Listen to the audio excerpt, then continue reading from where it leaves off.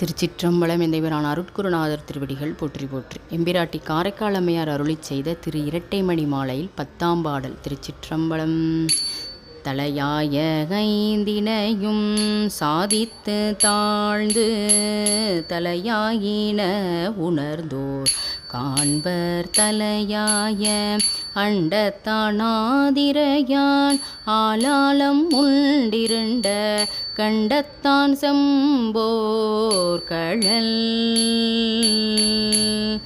இதன் பொருள்: எல்லா மந்திரங்களுக்கும் முதல் எனப்படும் திருவைந்தெழுத்தினை விதிப்படி ஓதி தம்மை உள்ளவாறு அறிதல், அதாவது தலைவன் சங்கரன் என்றும் தான் அச்சங்கரனை விட்டு பிரியகில்லா அடிமை என்றும் திருவருளால் உணர்தல் வேண்டும்.